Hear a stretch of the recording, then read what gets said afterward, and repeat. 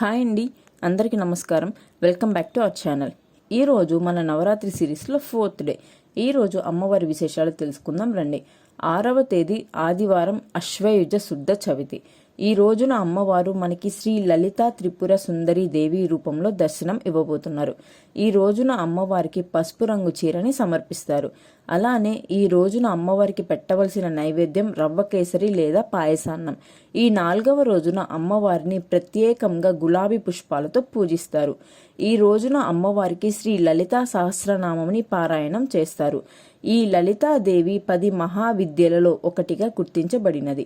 అలానే అమ్మ గొప్పతనం గురించి లలితా సహస్రనామంలో ఇంకా సౌందర్య లహరిలో వర్ణించారు. బ్రహ్మాండ పురాణంలో లలితాదేవి ఆది పరాశక్తిగా పేర్కొన్నారు. త్రిపుర సుందరి అంటే 3 నగరాలు లేదా 3 ప్రపంచాలలో ఉండే అందమైన దేవత అనే భావనని తెలియజేస్తున్నాయి. మన అందరికీ లలితా సహస్రనామం తెలుసు కదా. ఆ సన్నివేశాలు అన్ని లలితా త్రిపుర సుందరి ఇంకా బండాసురుడు అనే రాక్షసుడి మధ్య జరిగిన విశ్వయుద్ధంని వివరిస్తూ ఉంటాయి. ఇంకా ఇది చెడుపై మంచి సాధించిన విజయానికి ప్రతీక. ఈ పవిత్ర గ్రంథం లలితాదేవి యొక్క దైవిక లక్షణాలను తెలియజేస్తుంది. త్రిపుర, వెస్ట్ బెంగాల్, తమిళనాడు, ఆంధ్రప్రదేశ్, తెలంగాణ, జార్ఖండ్ ఇంకా కర్ణాటక ఈ రాష్ట్రాలలో లలితాదేవికి అంకితం చేసిన దేవాలయాలు ఎన్నో ఉన్నాయి. మనకి ఎంత సంపద ఉన్నా మనశ్శాంతి లేకపోతే ఆ సంపదకి అర్థం ఉండదు.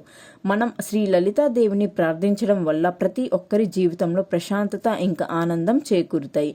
రోజుకి ఒక్కసారైనా లలితా సహస్రనామం వినడం లేదా చదవడం వల్ల మనసుకి చాలా ప్రశాంతంగా ఉంటుంది. ఒక్కసారి విని చూడండి. ఈ 9 రోజులు అమ్మవారిని పూజించి ఆ తల్లి ఆశీస్సులని అందుకుందాం. ఓం శ్రీ మాత్రే నమః.